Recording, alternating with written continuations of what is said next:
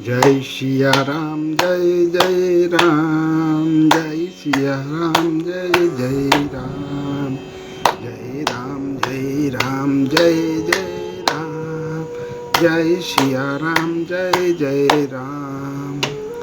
आप सभी सनातन भाई बंधु माता बहनों का अपने स्पिरिचुअल सर्वर परिवार में हार्दिक स्वागत है। आप सभी का दिन शुभ हो। श्री रामचरित्र मानस कथा तुलसीदास कृत हिंदी में आज 15वां दिन है। पिछले कथा के आगे कंटिन्यू करते हैं और एक प्यारा सा लाइक करना ना भूलें और कमेंट में जय श्री राम लिखना ना भूलें। और अभी तक अगर आपने हमारे चैनल को सब्सक्राइब नहीं किया है तो कृपया चैनल को सब्सक्राइब या फॉलो कर लें। जय सिया राम जय सिया राम जय सिया राम। एक बार जननी अनहवाए करी सिंगार पलना पोरहाए, निज कुल इष्ट देव भगवाना पूजा है तो किन्ह स्नाना। एक बार माता ने श्री रामचंद्र जी को स्नान कराया और श्रृंगार करके पालने पर पोरहा दिया। फिर अपने कुल के इष्ट देव भगवान की पूजा के लिए स्नान किया। पूजा करके नैवेद्य चढ़ाया और स्वयं वहां गई जहां रसोई बनाई गई थी। फिर माता वहीं पूजा के स्थान में लौट आई और वहां आने पर पुत्र को इष्ट देव भगवान के लिए चढ़ाए हुए नैवेद्य का भोजन करते देखा। माता भयभीत होकर पालने में सोया था, यहाँ किसने लाकर बैठा दिया, इस बात से डरकर पुत्र के पास गई तो वहाँ बालक को सोया हुआ देखा। फिर पूजा स्थान में लौटकर देखा कि वही पुत्र वहाँ भोजन कर रहा है। उनके हृदय में कंपन होने लगा और मन को धीरज नहीं होता। वह सोचने लगी, यहाँ और वहाँ मैंने दो बालक देखे, या मेरी बुद्धि का भ्रम है या और कोई विशेष कारण है। प्रभु श्री रामचंद्र जी ने माता को घबराई हुई देखकर मधुर मुस्कान से हंस दिया। फिर उन्होंने माता को अपना अखंड अद्भुत रूप दिखलाया, जिसके एक एक रोम में करोड़ों ब्रह्मांड लगे हुए हैं। अनगिनत सूर्य चंद्रमा शिव ब्रह्मा, बहुत से पर्वत नदियाँ समुद्र पृथ्वी वन काल कर्म गुण ज्ञान और स्वभाव देखे और वे पदार्थ भी देखे जो कभी सुने भी ना थे। इस प्रकार बलवती माया को देखा कि वह भगवान के सामने अत्यंत भयभीत हाथ जोड़े खड़ी है। जीव को देखा जिसे वह माया नचाती है और फिर भक्ति को देखा जो जीव को माया से छुड़ा देती है। माता का शरीर पुलकित हो गया, मुख से वचन नहीं निकलता। तब आंखें मूंद कर उसने श्री रामचंद्र की चरणों में सिर नवाया। माता को आश्चर्यचकित देखकर खर के शत्रु श्री राम जी फिर बाल रूप हो गए। माता से स्तुति भी नहीं की जाती। वह डर गई कि मैंने जगत पिता परमात्मा को पुत्र करके जाना। श्री हरि ने माता को बहुत प्रकार से समझाया और कहा, हे माता सुनो, यह बात कहीं पर कहना नहीं। कौशल्या जी बार बार हाथ जोड़कर विनय करती है कि प्रभु मुझे आपकी माया अब कभी ना व्यापे। भगवान ने बहुत प्रकार से बाल लीलाएं की और अपने सेवकों को अत्यंत आनंद दिया। कुछ समय बीतने पर चारों भाई बड़े होकर कुटुंबियों को सुख देने वाले हुए। तब गुरुजी ने जाकर चूड़ाक्रम संस्कार किया। ब्राह्मणों ने फिर बहुत सी दक्षिणा पाई। चारों सुंदर कुमार बड़े ही मनोहर अपार चरित्र करते फिरते हैं। जो मन वचन और कर्म से अगोचर है वही प्रभु दशरथ जी के आंगन में विचर रहे हैं। भोजन करके ने के समय जब राजा बुलाते हैं तब वे अपने बाल सखाओं के समाज को छोड़कर नहीं आते। कौशल्या जी जब बुलाने जाती है तब प्रभु ठुमक ठुमक भाग चलते हैं। जिनका वेद नेति इतना ही नहीं कहकर निरूपण करते हैं और शिव जी ने जिनका अंत नहीं पाया, माता उन्हें हठपूर्वक पकड़ने के लिए दौड़ती है। वे शरीर में धूल लपेटे हुए आए और राजा ने हंसकर उन्हें गोद में बैठा लिया। भोजन करते हैं पर चित्त चंचल है, अवसर पाकर मुंह में दही भात लपटाए किलकारी मारते हुए इधर उधर भाग चले। श्री रामचंद्र जी की बहुत ही सरल, भोली और सुंदर मन भावनी बाल लीलाओं का सरस्वती जी, शेष जी, शिव जी और वेदों ने गान किया है। जिनका मन या इन लीलाओं में अनुरक्त नहीं हुआ, विधाता ने उन मनुष्यों को वंचित कर दिया, नितांत भाग्यहीन बनाया। जो ही सब भाई कुमारावस्था के हुए, त्यों ही गुरु, पिता और माता ने उनको यज्ञोपवीत संस्कार दिया। श्री रघुनाथ जी भाइयों सहित गुरु के घर में विद्या पढ़ने गए और थोड़े ही समय में उनको सब विद्याएं आ गई। चारों वेद जिनके स्वाभाविक श्वास हैं, वे भगवान पर हैं। यह बड़ा कौतुक अचरज है। चारों भाई विद्या, विनय, गुण और शील में बड़े निपुण हैं और सब राजाओं की लीलाओं के ही खेल खेलते हैं। हाथों में बाण और धनुष बहुत ही शोभा देते हैं। रूप देखते ही चराचर जड़ चेतन मोहित हो जाते हैं।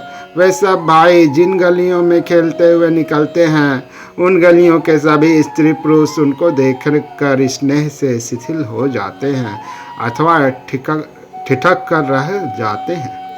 कौशलपुर के रहने वाले स्त्री पुरुष, बूढ़े और बालक सभी को कृपालु श्री रामचंद्र जी प्राणों से भी बढ़कर प्रिय लगते हैं। श्री रामचंद्र जी भाइयों और इष्ट मित्रों को बुलाकर साथ ले लेते हैं और नित्य वन में जाकर शिकार खेलते हैं। मन में पवित्र समझकर मृगों को मारते हैं और प्रतिदिन लाकर राजा दशरथ जी को दिखलाते हैं। जो मृग श्री राम जी के बाण से मारे जाते थे, वे शरीर छोड़कर देवलोक को चले जाते थे। श्री रामचंद्र जी अपने छोटे भाइयों और सखाओं के साथ भोजन करते हैं और माता पिता की आज्ञा का पालन करते हैं। जिस प्रकार नगर के लोग सुखी हों, कृपा निधान श्री रामचंद्र जी वही संयोग लीला करते हैं। वे मन लगाकर वेद पुराण सुनते हैं और फिर स्वयं छोटे भाइयों को समझाकर कहते हैं। श्री रघुनाथ जी प्रातःकाल उठकर माता पिता और गुरु को मस्तक नवाते हैं और आज्ञा लेकर नगर का काम करते हैं। उनके चरित्र देख देख कर राजा मन में बड़े हर्षित होते हैं। जो व्यापक, अकल, निरव, यव, इच्छा रहित, अजन्मा और निर्गुण है तथा जिनका ना नाम है ना रूप, वही भगवान भक्तों के लिए नाना प्रकार के अनुपम अलौकिक चरित्र करते हैं। यह सब चरित्र मैंने गाकर बखान कर कहा। अब आगे की कथा मन लगाकर सुनो। ज्ञानी महामुनि विश्वामित्र जी वन में शुभ आश्रम पवित्र स्थान जानकर बसते थे। जहाँ वे मुनि जप, यज्ञ और योग करते थे, परंतु मारीच और सुबाहु से बहुत डरते थे। यज्ञ देखते ही राक्षस दौड़ पड़ते थे और उपद्रव मचाते थे, जिससे मुनि बहुत दुख पाते थे। गाधी के पुत्र विश्वामित्र जी के मन में चिंता छा गई कि ये पापी राक्षस भगवान के मारे बिना ना मरेंगे। तब श्रेष्ठ मुनि ने मन में विचार किया कि प्रभु ने पृथ्वी का भार हरने के लिए अवतार लिया है। इसी बहाने जाकर मैं उनके चरणों का दर्शन करूं और विनती करके दोनों भाइयों को ले आओ। आहा, जो ज्ञान, वैराग्य और सब गुणों के धाम हैं, उन प्रभु को मैं नेत्र भर देखूंगा। बहुत प्रकार से मनोरथ करते हुए जाने में देर नहीं लगी। सरयू के जी के जल में स्नान करके वे राजा के दरवाजे पर पहुँचे। राजा ने जब मुनि का आना सुना, तब वे ब्राह्मणों के समाज को साथ लेकर मिलने गए और दंडवत करके मुनि का सम्मान करते हुए उन्हें लाकर अपने आसन पर बैठाया। चरणों को धोकर बहुत पूजा की और कहा, मेरे समान धन्य आज दूसरा कोई नहीं है।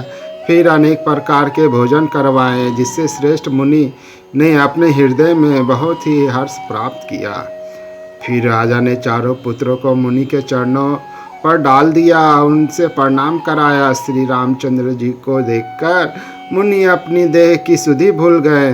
वे श्री राम जी के मुख की शोभा देखते ही ऐसे मगन हो गए मानो चकोर पूर्ण चंद्रमा को देखकर लुभा गया हो। तब राजा ने मन में हर्षित होकर ये वचन कहे, है मुनि, इस प्रकार कृपा तो आपने कभी नहीं की, आज फिर किस कारण से आपका शुभागमन हुआ? कहिए, मैं उसे पूरा करने में देर नहीं लगाऊंगा। मुनि ने कहा, हे राजन, राक्षसों के समूह मुझे बहुत सताते हैं, इसलिए मैं तुमसे कुछ मांगने आया हूँ। छोटे भाई सहित श्री रघुनाथ जी को मुझे दो। राक्षसों के मारे जाने पर मैं सनात सुरक्षित हो जाऊंगा। हे राजन, प्रसन्न मन से इनको दो, मोह और अज्ञान को छोड़ दो। हे स्वामी, इससे तुमको धर्म और सुयश की प्राप्ति होगी और इनका परम कल्याण होगा। इस अत्यंत अप्रिय वाणी को सुनकर राजा का हृदय काँप उठा और उनके मुख की कांति फीकी पड़ गई।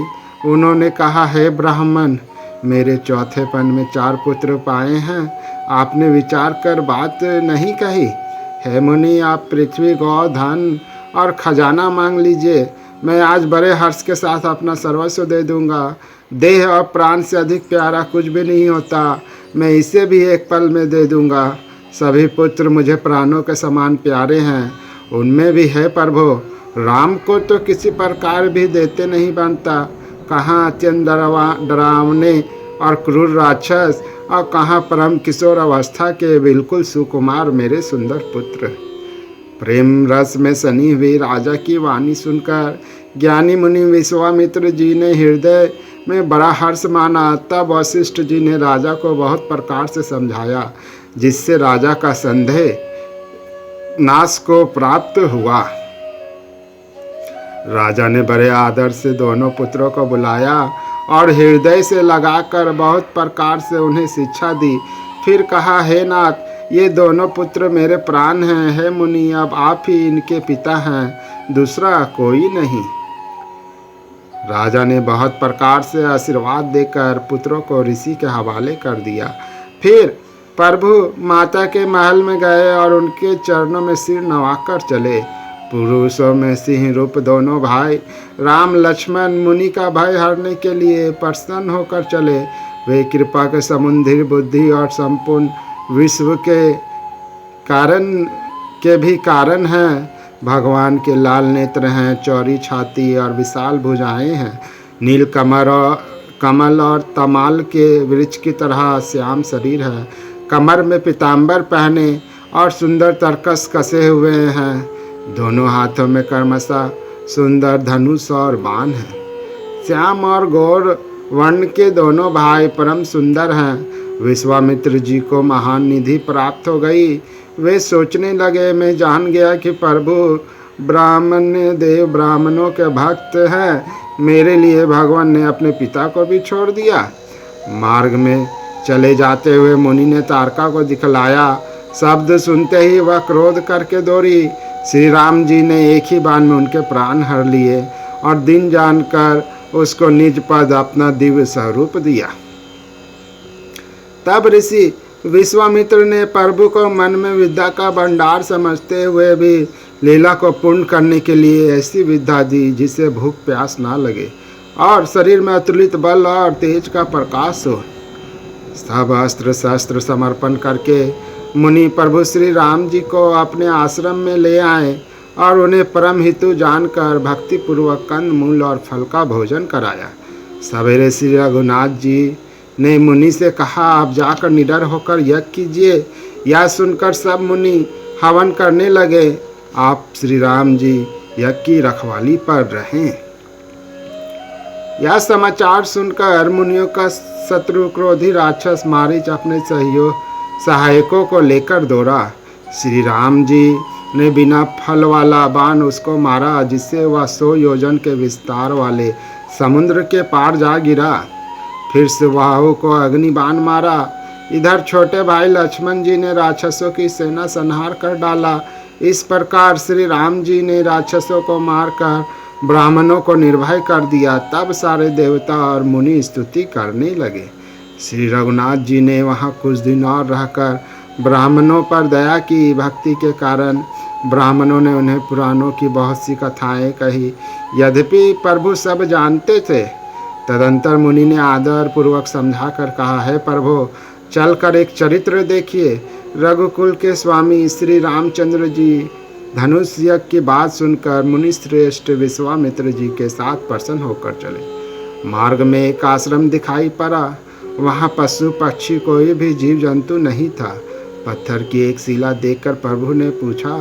तब मुनि ने उस विस्तार पूर्वक सब कथा कही। गौतम मुनि की स्त्री अहल्या शापवश पत्थर की देह धारण किए बड़े धीरज से आपके चरण कमलों की धूलि चाहती है। हे रघुवीर, इस पर कृपा कीजिए। श्री राम जी के पवित्र और शोक को नाश करने वाले चरणों को स्पर्श पाते ही सचमुच वह तपोमूर्ति अहल्या प्रकट हो गई। भक्तों को सुख देने वाले श्री रघुनाथ जी को देखकर वह हाथ जोड़कर सामने खड़ी रह गई। अत्यंत प्रेम के कारण वह अधीर हो गई। उसका शरीर पुलकित हो उठा। मुख से वचन कहने में नहीं आते थे। वह अत्यंत बरभागनी अहल्या प्रभु के चरणों से लिपट गई और उसके दोनों नेत्रों से जल, प्रेम और आनंद के आंसुओं की धारा बहने लगी। फिर उसने मन में धीरज धरकर प्रभु को पहचाना और श्री रघुनाथ जी की कृपा से भक्ति प्राप्त की। तब अत्यंत निर्मल वाणी से उसने इस प्रकार स्तुति प्रारंभ की। हे ज्ञान से जानने योग्य श्री रघुनाथ जी, आपकी जय हो। मैं सहज ही पवित्र स्त्री हूँ और हे प्रभु, आप जगत को पवित्र करने वाले, भक्तों को सुख देने वाले और रावण के शत्रु हैं। है कमल नयन, है संसार जन्म मृत्यु के भय से छुड़ाने वाली, मैं आपके शरण आई हूँ। मेरी रक्षा कीजिए, रक्षा कीजिए। मुनि ने जो शाप दिया वो सो बहुत ही अच्छा किया। मैं उसे अत्यंत अनुग्रह मानती हूँ कि जिसके कारण मैंने संसार से छुड़ाने वाली श्री हरि आपको नेत्र भरकर देखा। ऐसी आपके दर्शन को शंकर जी सबसे बड़ा लाभ समझते हैं। हे प्रभु, मैं बुद्धि की बड़ी भोली हूँ। मेरी एक विनती है नाथ, मैं और कोई वर नहीं मांगती। केवल यही चाहती हूँ कि मेरा मन रूपी बोरा आपके चरण कमल की रज के प्रेम रूपी रस का सदा पान करते रहे। जिन चरणों से परम पवित्र देव नदी गंगा जी प्रकट हुई, जिन्हें शिव जी ने सिर पर धारण किया और जिन चरण कमलों को ब्रह्मा जी पूजते हैं, कृपालु हरि आपने उन्हीं को मेरे सिर पर रखा। इस प्रकार स्तुति करती हुई बार बार भगवान के चरणों में गिरकर जो मन को बहुत ही अच्छा लगा, उस वर को पाकर गौतम की स्त्री अहल्या आनंद में भरी हुई पति लोक को चली गई।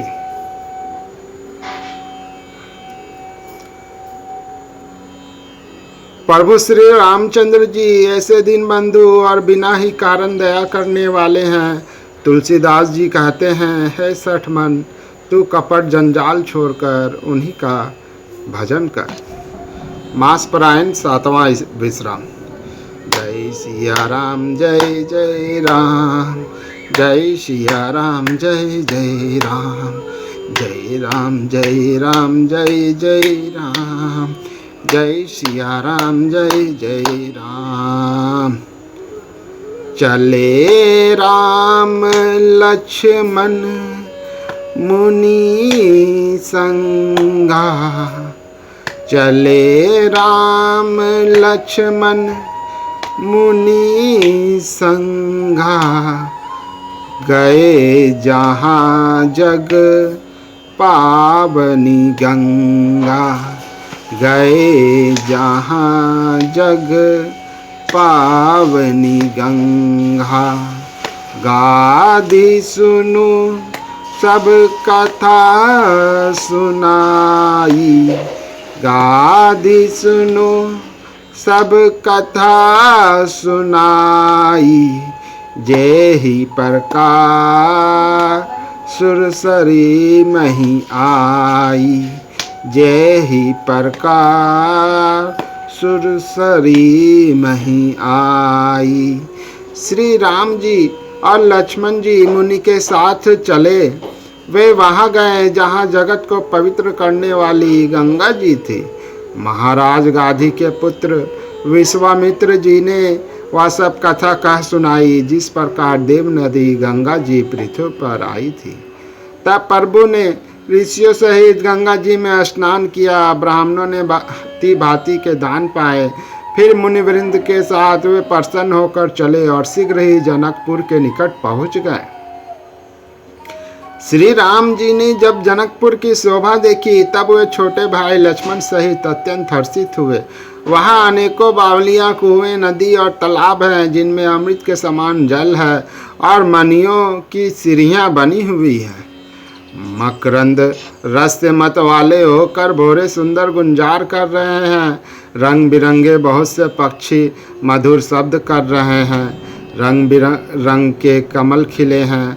सदा सब ऋतुओं में सुख देने वाला शीतल मन सुगंध पवन बह रहा है। पुष्प वाटिका, फुलवारी, बाग और वन, जिनमें बहुत से पक्षियों का निवास है, फूलते फलते और सुंदर पत्तों से लदे हुए नगर के चारों ओर सुशोभित है। नगर की सुंदरता का वर्णन करते नहीं बनता। मन जहाँ जाता है वहीं लुभा जाता है, रम जाता है। सुंदर बाजार हैं, मणियों से बने हुए विचित्र छज्जे हैं, मानो ब्रह्मा ने उन्हें अपने हाथों से बनाया है। कुबेर के समान श्रेष्ठ धनी व्यापारी सब प्रकार की अनेक वस्तुएं लेकर दुकानों में बैठे हैं। सुंदर चौराहे और सुहावनी गलियां सदा सुगंध से सींची रहती हैं। सबके घर मंगलमय हैं और उन पर चित्र करे हुए हैं, जिन्हें मानो कामदेव रूपी चित्रकार ने अंकित किया है। नगर के सभी स्त्री पुरुष सुंदर, पवित्र, साधु स्वभाव वाले, धर्मात्मा, ज्ञानी और गुणगान हैं। जहाँ जनक जी का अत्यंत अनुपम सुंदर निवास स्थान महल है, वहाँ के विलास ऐश्वर्य को देखकर देवता भी थकित स्तंभित हो जाते हैं। मनुष्यों की तो बात ही क्या। कोटे राजमहल के परकोटे को देखकर चित्त चकित हो जाता है। ऐसा मालूम होता है मानो उसने समस्त लोगों की शोभा को रोक घेर रखा है।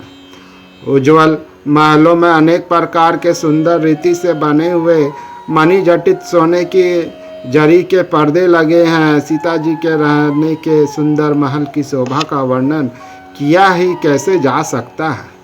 राजमहल के सब दरवाजे फाटक सुंदर हैं, जिनमें वज्र के मजबूत अथवा हीरो के चमकते हुए किवाड़ लगे हैं। वहाँ मातहत राजाओं, नटों, मागधों और भाटों की भीड़ लगी रहती है। घोड़ों और हाथियों के लिए बहुत बड़ी बड़ी घुड़सालें और गजशालाएँ, फिलखानें बनी हुई हैं, जो सब समय घोड़े, हाथी और रथों से भरी रहती है। बहुत से शूरवीर मंत्री और सेनापति हैं। उन सब के घर भी राजमहल सरीखे ही हैं। नगर के बाहर तालाब और नदी के निकट जहाँ तहाँ बहुत से राजा लोग उतरे हुए डेरा डाले हुए हैं। वहीं आमों का एक अनुपम बाग देखकर, जहाँ सब प्रकार के सुभिते थे और जो सब तरह से सुहावना था, विश्वामित्र जी ने कहा, हे सुजान रघुवीर, मेरा मन कहता है यहीं रहा जाए। कृपा के धाम श्री रामचंद्र जी बहुत अच्छा स्वामिन कहकर वहीं मुनियों के समूह के साथ ठहर गए। मिथिलापति जनक जी ने जब यह समाचार पाया कि महामुनि विश्वामित्र आए हैं, तब उन्होंने पवित्र हृदय के ईमानदार स्वामी, भक्त, मंत्री, बहुत से योद्धा, श्रेष्ठ ब्राह्मण, गुरु सतानंद जी और अपनी जाति के श्रेष्ठ लोगों को साथ लिया और इस प्रकार प्रसन्नता के साथ राजा मुनियों के स्वामी विश्वामित्र जी से मिलने चले। राजा ने मुनि के चरणों पर मस्तक रखकर प्रणाम किया। मुनियों के स्वामी विश्वामित्र जी ने प्रसन्न होकर आशीर्वाद दिया। फिर सारे ब्राह्मण मंडली को आदर सहित प्रणाम किया और अपना बड़ा भाग जानकर राजा आनंदित हुए। बार बार कुशल प्रश्न करके विश्वामित्र जी ने राजा को बैठाया। उसी समय दोनों भाई आ पहुँचे जो फुलवारी देखने गए थे। सुकुमार किशोरावस्था वाले श्याम और गौरवर्ण के दोनों कुमार नेत्रों को सुख देने वाले और सारे विश्व के चित्त को चुराने वाले हैं। जब रघुनाथ जी आए तब सभी उनके रूप एवं तेज से प्रभावित होकर उठकर खड़े हो गए। विश्वामित्र जी ने उनको अपने पास बैठा लिया। दोनों भाइयों को देखकर सभी सुखी हुए, सबके नेत्रों में जल भर आया।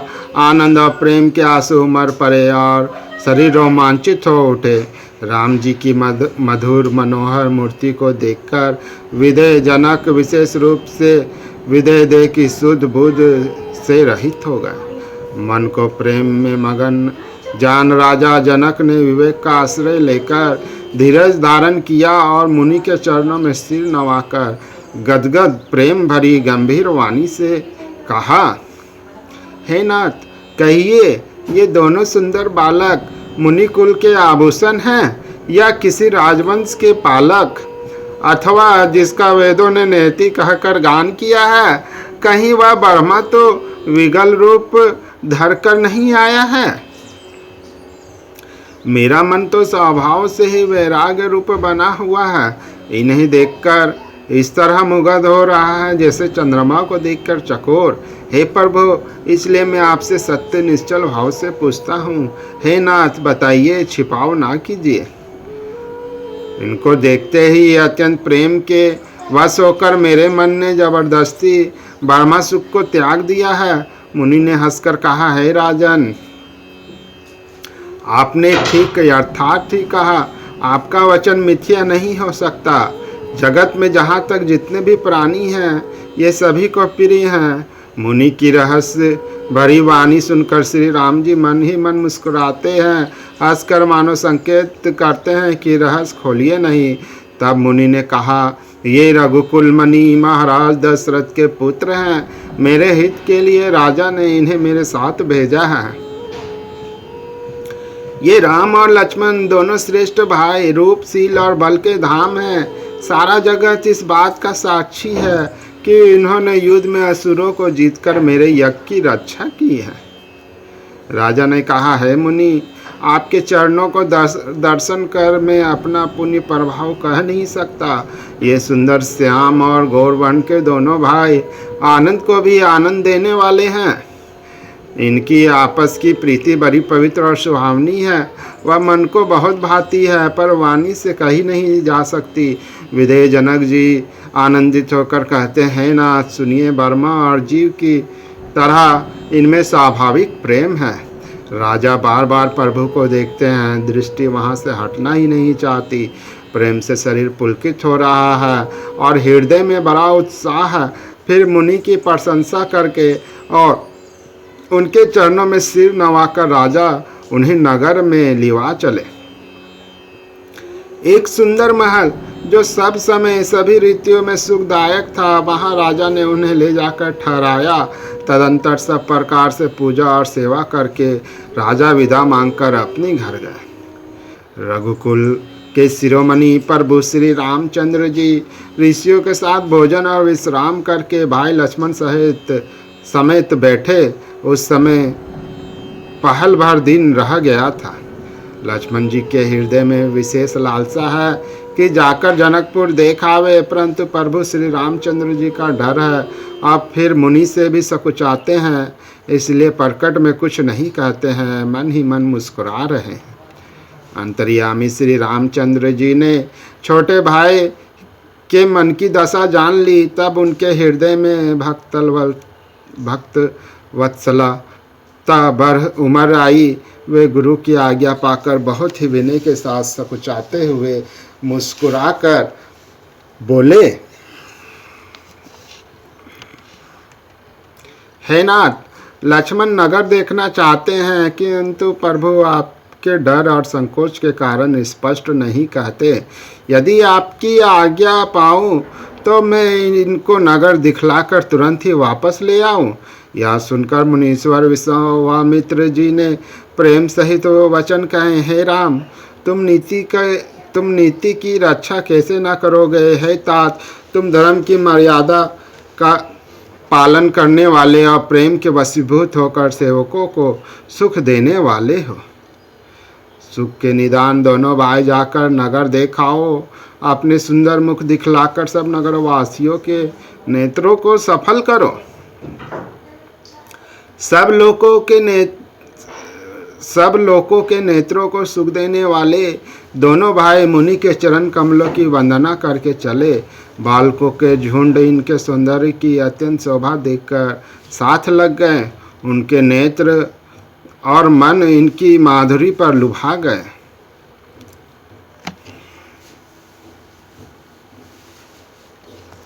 दोनों भाइयों के पीले रंग के वस्त्र कमर के पीले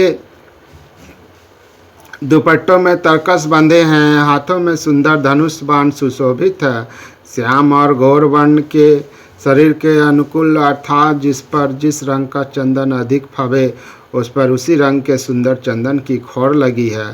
सांवले और गोरे रंग की मनोहर जोड़ी है। सिंह के समान पुष्ट गर्दन, गले का पिछला भाग है। विशाल भुजाएं हैं। चौड़ी छाती पर अत्यंत सुंदर गजमुक्ता की माला है। सुंदर लाल कमल के समान नेत्र हैं। तीनों तापों से छुड़ाने वाला चंद्रमा के समान मुख है। जय सिया राम जय जय राम, जय सिया राम जय जय राम, जय राम जय राम जय जय राम, जय राम जय राम जय जय राम। आगे की कथा पुनः आपको मिलेगी। जय जय सिया राम। जय सिया राम जय जय राम, जय राम जय राम जय जय राम।